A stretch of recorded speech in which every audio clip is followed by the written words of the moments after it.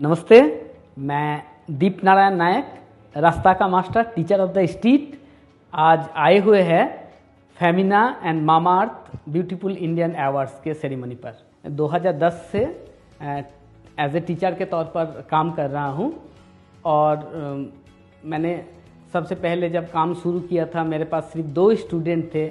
आज 10,000 स्टूडेंट पहुंच गया है और एक गांव से आज लगभग 70 गांव तक, और वेस्ट बंगाल का उत्तर बंग से लेकर शुरू करके दक्षिण बंग सुंदरबन तक, पुरुलिया, बांकुड़ा, बीरभूम से शुरू करके झारखंड और बांग्लादेश तक काम चल रहा है। और 2025 तक हम लोग 10 अलग अलग देशों में जितना भी पिछड़े हुए समाज के लोग हैं, जितना भी स्टूडेंट हैं, सबको मेन स्ट्रीम एजुकेशन में लेके आएंगे और एक साथ तीनों जेनरेशन को शिक्षित करने के लिए लक्ष्य पर हम लोग चल रहे हैं। हमारा सोसाइटी में जितना भी प्रॉब्लम है उसका एक ही सल्यूशन हो सकता है, वो है एजुकेशन। क्योंकि एजुकेशन के थ्रू ही हम लोगों को जो अपनी अधिकार है, लोगों का जो ज्ञान है वो विकास कर सकते हैं और अपना जो अधिकार है वो लोग जान सकता है। और जब लोग अपना अधिकार जानेगा, दूसरों का अधिकार क्या है वो जान सकता है। उससे क्या होता है,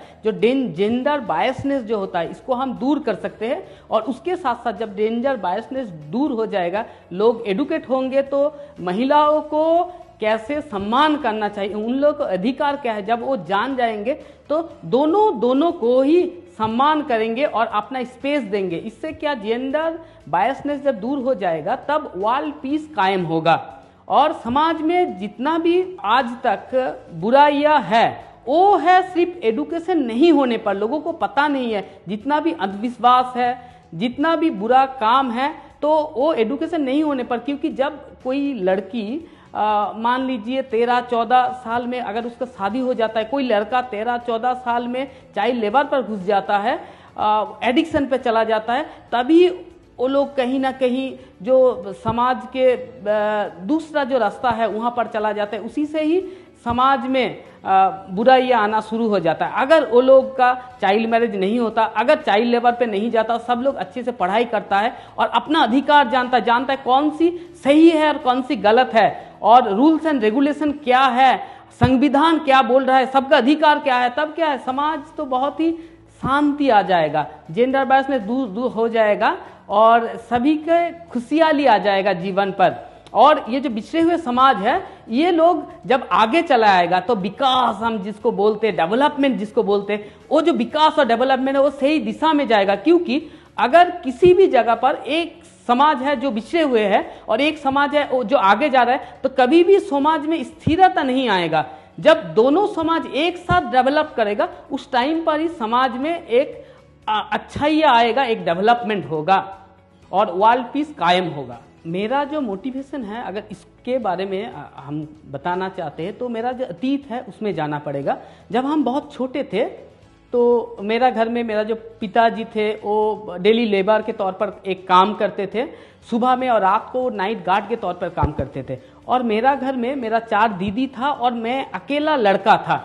तो पहले जैसे होता था जो घर में लड़का चाहिए ऐसे करके 1, 2, 3, 4 लड़की होते गए। जो नाना नानी सब लोग एक साथ रहते थे, तो बड़ा घर था, लेकिन पिताजी का डेली लेबर के तौर पर बहुत ही कम रोजगार था। तो जब हम हाई स्कूल में गए तब एक साथ 5 को पढ़ाना और घर को चलाना पिताजी के लिए एक असंभव सा बात हो गया। उस क्षेत्र में क्या हुआ, मेरा जो मिजला वाला 2nd दीदी है, उसने माध्यमिक से पहले क्लास 10th के पहले अपना पढ़ाई छोड़ दिया और लोगों के घर में जाकर उनका जो घर का काम है वो काम करने लगे। क्योंकि पैसा का सख्त जरूरत है, खाना का सख्त जरूरत है।